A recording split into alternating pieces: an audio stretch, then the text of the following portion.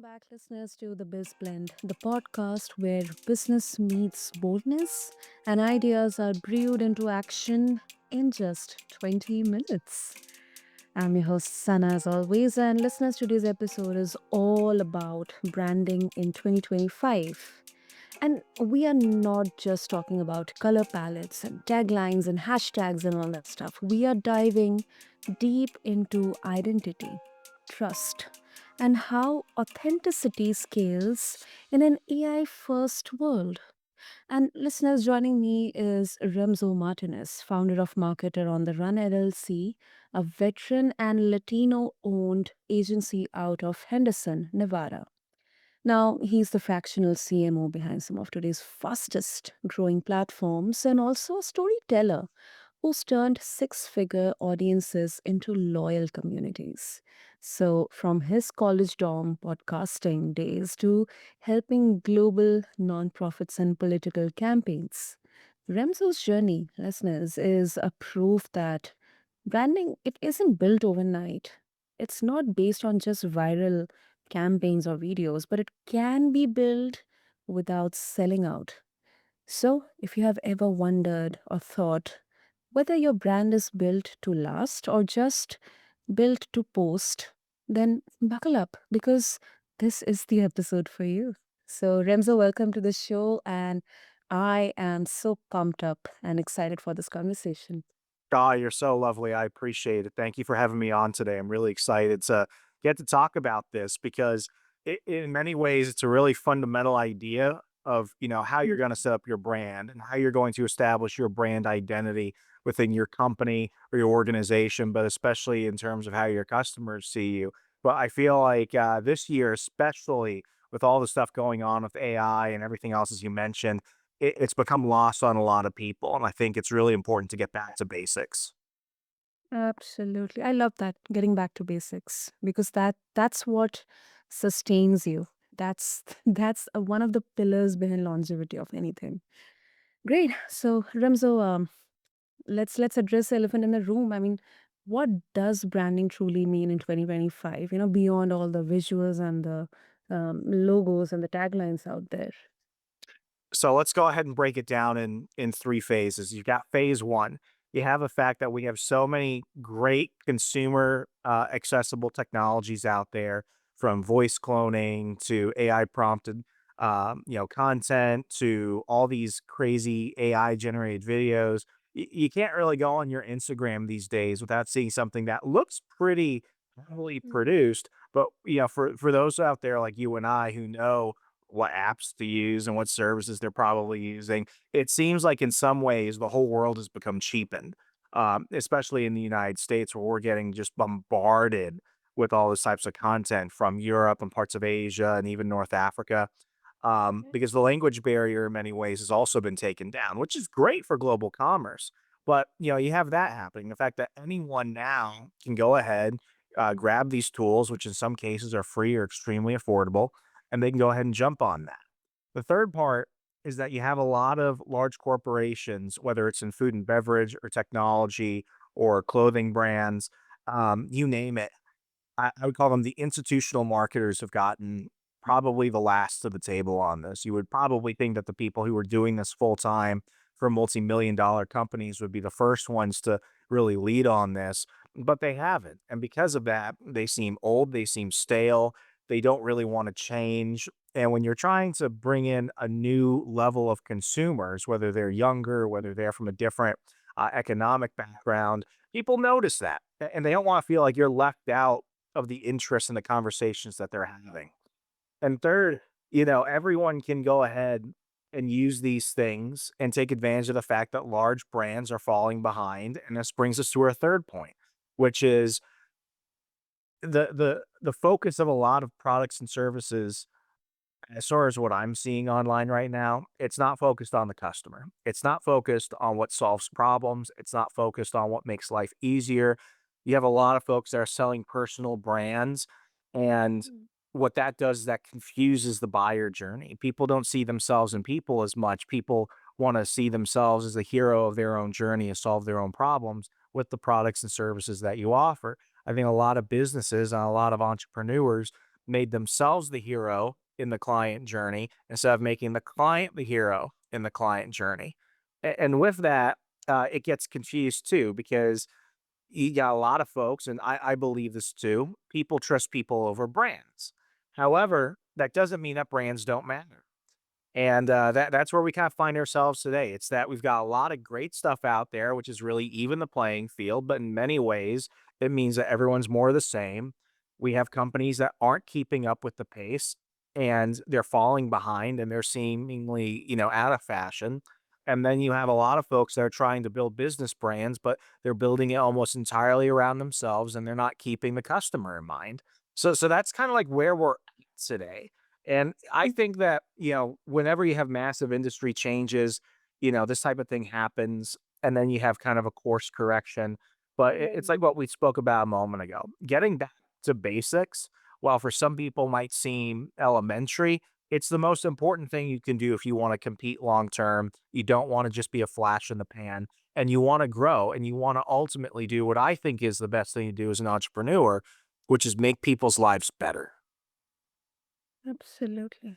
And that's the most basic out there, whether it's branding, marketing, or even running a company, running a business. It can could be the most basic thing which kind of has been unfortunately missing. So Rimzo, as you mentioned about that, it's now more about the person or the people who are the face of the brand, who or is representing the company in there. Does social media have to do anything or everything with that? I mean, how exactly that person is kind of building their online presence, their online persona, how people are perceiving them, and then kind of making the decisions based on that perception? So to kind of give you some context, I'm 30 years old. I'm a millennial. I grew up in the South in the United States, and as far as a lot of the toxicity of consumer culture that we typically hear about online and in media, it's my generation that really gets inundated by it. My generation is what created the influencer. You see, we used to grow up with movie stars and celebrities. Now we've got YouTubers and content creators, and the influencer has kind of got in the middle of that. And because of influencers gaining a massive audience, they've been afforded great business opportunities.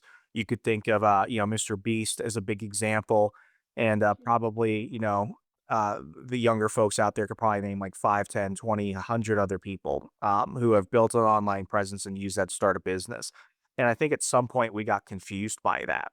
Much like how in traditional advertising, for brands that were weaker or for brands that were not resonating with their target audience, what did they do back then, and they still do it now? They go ahead and they reach out to some celebrity or some sports figure or someone who has a certain audience, who is favorable, who has kind of a personal brand of their own, and what they do is they lend credibility to the other company. I saw a great example.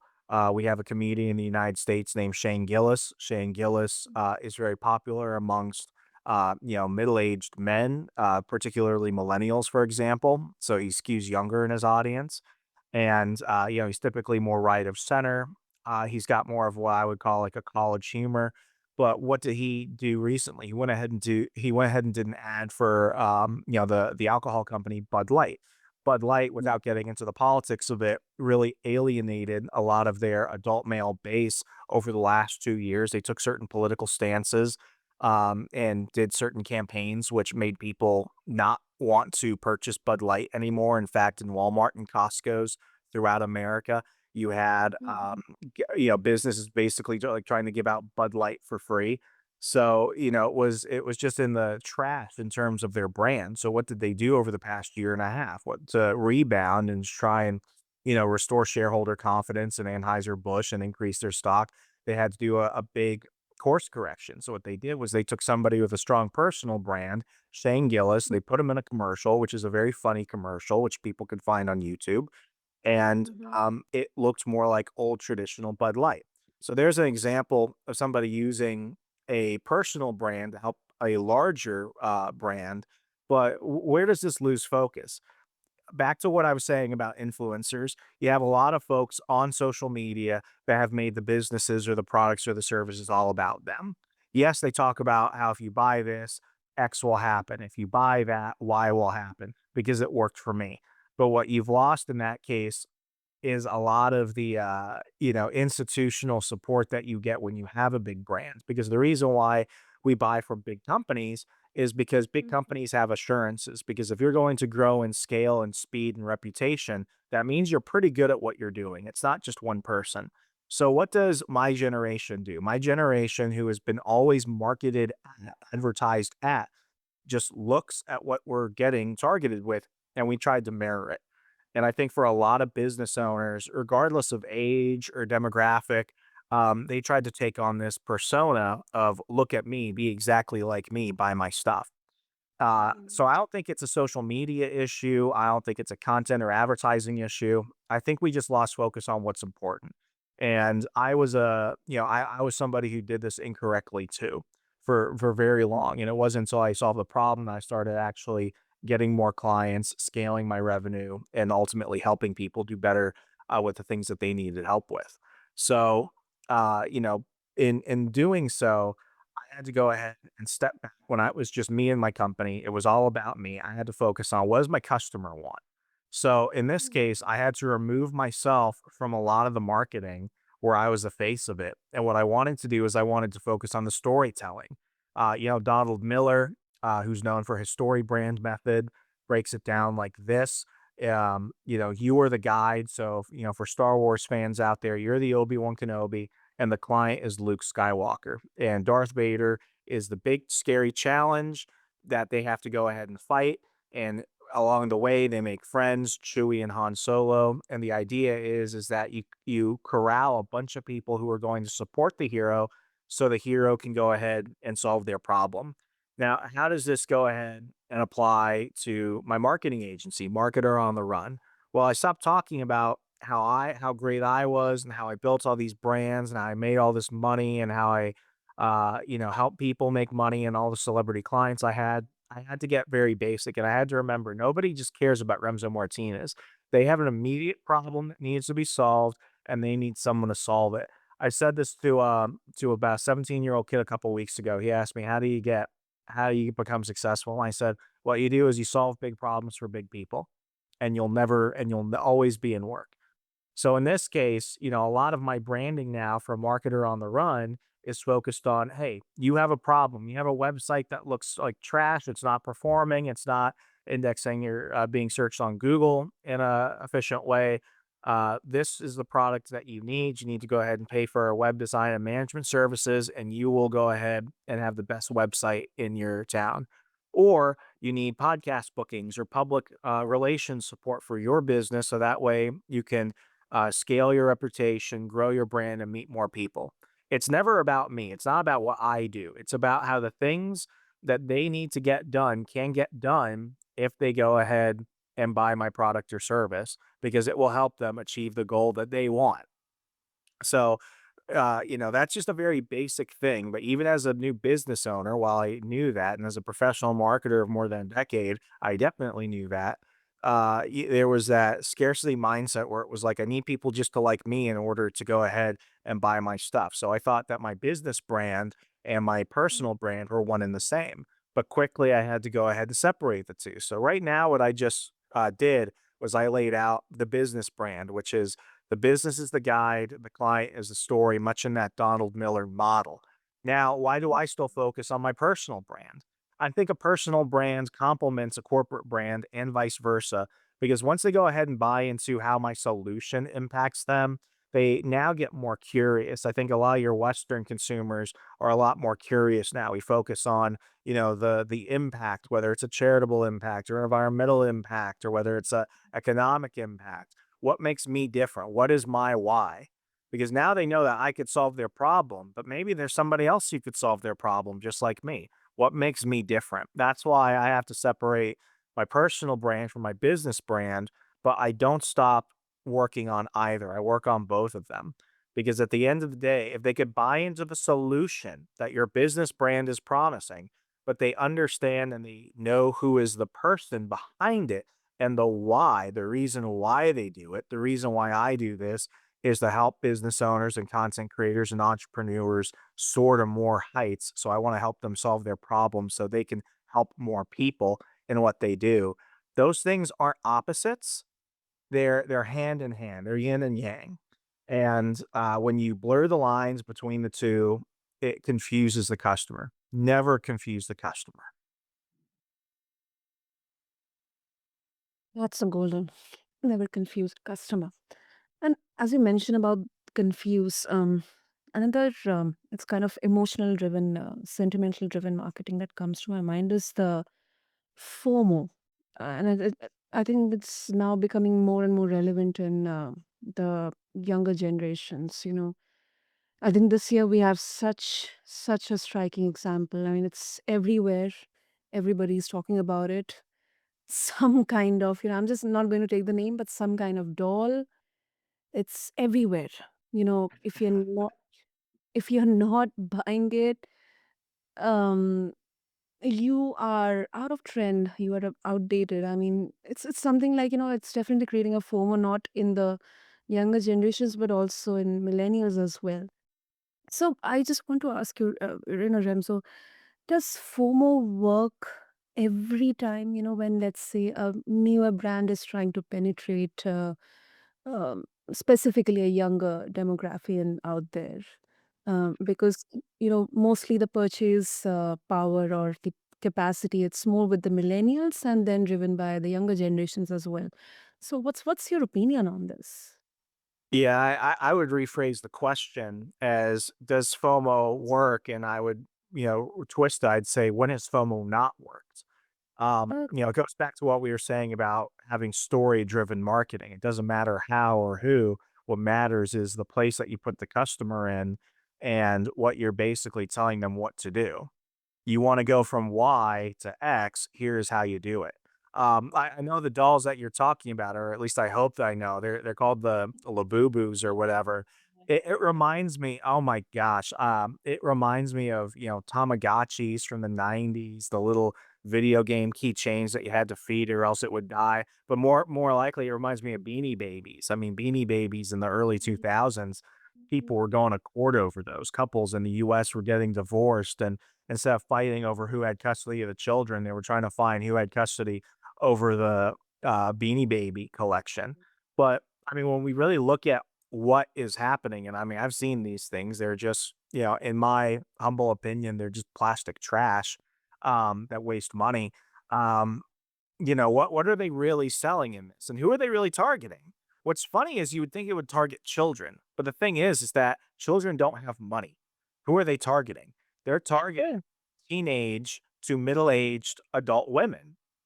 And it's just become this craze that you have to go ahead and collect these things and you have to go ahead and collect the attachments and the accessories. So what they did was they skipped a generation. It's like the kids are always, gonna lose focus. So instead of going ahead and focusing on something for children for a few months, we can go ahead and stretch a year out to really get a deep consumer market of people with disposable income. And I would argue in the US, our disposable income is becoming less and less. So ladies, I don't think you should go out and buy this stuff. However, it's if you don't have this, you're missing out. How many things can we think of in life? And I fall to this. I'm a watch collector. If you don't have this watch, people are going to notice. If you don't have this watch, they're going to think that you're not rich. If you don't have this watch, they're going to think you're out of fashion. It's like that with everything else. The harshest thing anyone ever told me was that, for a marketer, I'm in the business of insecurity, which is why I intentionally don't market products or services that I think make people insecure. If anything, I think as a business community, while definitely FOMO works, we have to think of FOMO for the right reasons. I work with companies that try and help people do better with their finances. I work with companies that try and help people with their fitness or their mental health. And I want them to feel left out because I know that the products and services that my clients work in help people. So, Mm, do I think there's anything morally wrong with, buying these little plastic dolls? Not at all. And I could say the same thing for alcohol or for, in the United States, prescription medications. I mean, I live in Las Vegas, for example, like gambling's a big thing. So I think we Mm. just need to get very intentional as entrepreneurs, as small and mid-sized business owners. FOMO is great. FOMO is a tool, but what are we making people feel like they're left out about? Something that's better for them because we want better for them, or something that we want them to have because if they don't have it, they're gonna feel worse about themselves. I think we stop thinking about people. And like I said earlier, when we were talking about personal brands taking over business brands and becoming too focused on the business owner or the face of the company, we forgot about the clients. And if we just took back for a moment and thought, how is this benefiting our clients? How is this making our customers' lives better? We wouldn't sacrifice money. We wouldn't sacrifice attention or space. I think we could make more money. I think we could grow our brand, and I think we can improve people's lives at the same time. I don't think it has to be an either or situation. That's a very interesting flipping of this concept. I really love that, Revzo, and also a bit of a personal question. I mean, how has your experience as a veteran and also a Latino entrepreneur shaped your branding philosophy? And do you think that representation is now a brand value in itself? I worked, and you mentioned this in the introduction. I worked in politics for a while, and the big thing I noticed is that what happens on the internet stays on the internet forever. I make no apologies. I'm proud of my country. I'm proud to be a business owner. I'm very pro-capitalist. I know that there's a lot of people that criticize capitalism, and I agree, capitalism is flawed. But of all the economic models out there, I think that capitalism is the best of any economic model that man has ever made, and that capitalism has raised more people out of poverty and raised people into opportunity everywhere it's been allowed to flourish. So I make no qualms about that. My brand has always been, I want to work with people, and I want people to work with me based off my merit, based off my character. And it's very funny. I never used to. I don't really abide to a lot of identity politics principles, but I take it in a different way. I used to never say I was a Latino-owned business.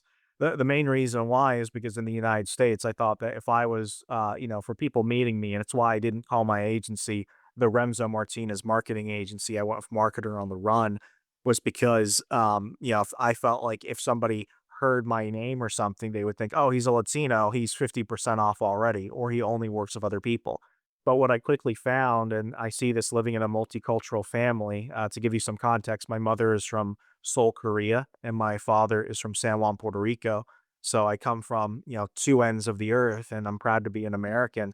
Um, I wanted people to understand it's like, yeah, I, Latinos come in all shapes and sizes, and we do a lot of different things, and I'm proud of my heritage, and I'm proud to be a Martinez, and I am proud to help other people who may be looked in a different way, whether it be, oh, they're cheaper, or oh, they'll work more for less, or what have you. I want them to associate the name Martinez not with somebody who's mowing your lawn, but with somebody who is helping build a reputation of excellence and is helping build a giant brands that will be known throughout the world. So I did it not to pander. I did not do it to get sympathy points. I do not want people to hire me or my agency because we are just Latino, but I want people to begin to, elevate ourselves as individuals.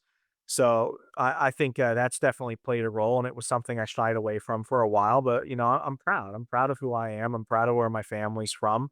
I run a business in one of the greatest cities in the world, and I'm gonna keep doing that and giving other people opportunity. I've employed a lot of women, not because I wanna hire a bunch of women, but because I've worked with a lot of fantastic women. I've worked with people, across the country and around the world, and, I think we need to focus on people, and we just need to be proud of who we are and do the best we can. In terms of, how being a veteran, plays into it, recently I went ahead and put veteran-owned business on my website because I used to shy away from that too. I was very, I thought I was being humble, but, I was almost like, "Oh, well, I don't want people to hire me because I'm just a veteran. I want them to hire me because I'm good." No, much like, why I say I'm a Latino-owned business now is because, much like saying it's a veteran-owned business, people know what veterans bring to the table, and I'm very pro hiring veterans. You know, we have thousands of American veterans that came back from the wars in Iraq and Afghanistan, and you had a lot of businesses saying that they were going to hire veterans. But what do you do for somebody who used to, you know, drive a tank and now they're driving a delivery truck? I mean, it's very different. I don't think a lot of veterans were treated well, um, and luckily, I think that that's changing in our culture. But you know, people know that when they hire a soldier or a marine or a sailor or an airman, coast guardsman, what have you, they know they're getting somebody that knows how to deal with a difficult situation, somebody who's orderly, who's disciplined, who has faced adverse challenges in their life, and they know that when you hire me, you're hiring someone that's going to complete the job and they're going to take responsibility for it. At the end of the day, as a soldier, what was my job? My job was to win. Was it always easy? No. Were there days where I'm like, it's not going to work out the way I think it's going to work out? Absolutely. But you need to know that when you hire somebody, whether they're making your sandwich at Subway or whether they're building your house, they're going to get the job done. People don't question that with veterans. So much like, you know, saying it's a Latino owned business, it's also a veteran owned business. I want to help grow and uphold the standards of the veterans community in the US. So those are two things I'm very proud of. That is very, very inspiring, Remso. Very, very Thank you. inspiring. And I think this definitely kind of points towards, audiences asking not what do you sell, but who are you really? I mean, I think uh, what I also believe is, consumers, they are kind of connecting or gravitated towards values more than ever before. And this I can actually say because, when I look at the marketing industry, specifically with India, um, when we were fresh, we got our independence in 1947. That was the time that, not only the incumbent, but the citizens, the people of India, we all were kind of in a nation building activity. So even the brands, their advertisements, they were all focused on the, common man or the common person who is trying to take care of their family, trying to contribute in building the nation. So there was a lot of sentimental value attached to it. And I'll tell you, Remso, because I'm also a millennial. So these advertisements, they had such a relatable jingle, tagline, beautiful advertisements, human advertisements, simple, yet so much of retention. I still remember those jingles. Still to this point of time when I meet with my friends, we all sing those jingles. We keep on watching them on YouTube and we kind of have energy attached to it. And that value, that emotion, that, this was the time when even the companies, they were built on specific values which are nation first. So yeah, I mean, it's more about connecting with the values. That's what. Yeah, two of my favorite brands, you know, I love their advertising because they evoke that as well. Like, you know, I'm big on nostalgia, but you know, I'm also just as keen to jump on brands that make you aspire to do more. Like, you know, um, I'm a big watch collector, as I mentioned earlier, and I think I was largely marketed to because I was a movie fan and you know, serving in the military too. I was a big James Bond fan. Who were James Bond's, you know, favorite watch brands, Rolex and Omega. So it created this fantasy capturing of, you know, the masculine mind in the West, where it was like, well, James Bond wears Omega, so Omega is worn by tough guys. But you know who also wears Omega? People who can afford to wear an Omega. So if you want to be tough, you've got to be rich too to afford this watch. It's hilarious in a way because it keeps you kind of chasing this goal of wanting to do better so you could buy a piece of metal that tells time.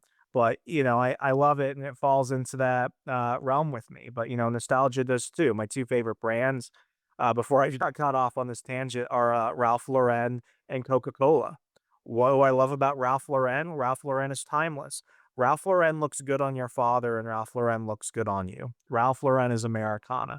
Ralph Lauren is reliable, and Ralph Lauren is never going to give you something that's not good quality, and it's for everybody. Yes, it's more expensive these days, but that's what they try and portray it as. It's expensive because it's good and it's timeless. And Coca-Cola for the same reason. I think when Coke succeeds where other beverage companies succeed is that they're not selling you carbonated flavored sugar water. They're selling you nostalgia of picnics, what you drank on your first date, what you had at the barbecue with your family, what you had with your friends in the back of a pickup the night you graduated from high school. Coke does not sell, soda, much like Ralph Lauren does not just sell clothes. What they're doing is they're selling you a part of your past so that you can carry on and share with other people. I think those are the brands that have not just established themselves as kings in their industry, but will always be able to pull people back because that's just one of those levers through a corporate brand that's timeless. People come and go. I can't tell you who the CEO of Coke is, but I can tell you that, 20 years from now, Coca-Cola will still be here. Ralph Lauren has not been inside Ralph Lauren in probably 10, 15 years, but even when he dies, Ralph Lauren, the company, will still be here. Yeah. And this brings me to the concluding part of this conversation, Remso, legacy. So, uh, what do you want people to remember about your work? When the algorithms have moved on, the trends would have changed, AI would be now normalized and common. What would you want people to remember? People won't remember the websites that I made. People won't remember the ad campaigns that I ran. They won't remember the discount I gave them. They won't remember all the cool things that I did. What they're gonna remember, and why I hope others remember, is that when they needed help, when they had a big challenge, I was there for them, and that I helped them build their businesses up so that they could go ahead and be of benefit to other people. There's a phrase that I learned in the military, which is servant leadership, which is, lead by example and inspire others and serve others the way that you wish to be served. And when we go ahead and focus on that, people won't remember whether or not I was the best marketer out there or whether I ran the best marketing agency out there. They'll remember I was their favorite. And I'd much rather be my client's favorite marketer than a marketer that ran a bunch of trophies that no one's going to remember, 100 years from now. I want to go ahead and set an example that other people will want in terms of how they treat those that they work within their business and with how they treat their customers. I think when we stop focusing on ourselves and we start focusing more on how we can serve others, that's not just good business, which it is, but it's a good way to live. Impressive. Great, great. So finally, so if our listeners they would like to connect with you, what will be the best way? Well, you can go ahead and find me on LinkedIn at Remso W. Martinez. I'm the only handsome Remso W. Martinez there. So go ahead and follow me and connect with me on LinkedIn. Would love to connect with you all. And if you're interested in learning more about how, Marketer on the Run can help serve you and your clients, go ahead and learn more at marketerontherun.com. I don't just run, all the different services there, but I help teams through coaching and consulting, especially companies that want to build and grow their marketing department. I'd love to go ahead and help you build a class A world known all star marketing team for your business if you want to go ahead and hit the ground running. Thank you so much again. I've really appreciated being on today. Awesome. I'll make sure to have all the links and details in the show notes, Remzo. And I think we have explored a lot of branding wisdom today in these just few minutes. Um, of course, with the precision of a fractional CMO, and but also the soul, the spirit of a true storyteller. So thank you so much, Remzo. It's my pleasure. Thank you. So, listeners, what I believe is, freedom, truth, and identity. They are not just buzzwords; they are the blueprint for real growth. And yes, we ought to go back to basics. And if you are out there trying to build something meaningful, something that won't vanish with the next algorithm change, remember this: branding in 2025 is about connection, not perfection. It's not just about what your audience sees, it's about what they feel and remember. So, just refer to the show notes, listeners, to connect with Remso and follow his journey at Marketer on the Run LLC. And stay tuned because on BizBlend, we're always brewing up bold ideas to move your business forward. Until next time, blend wisely, build boldly. Thank you.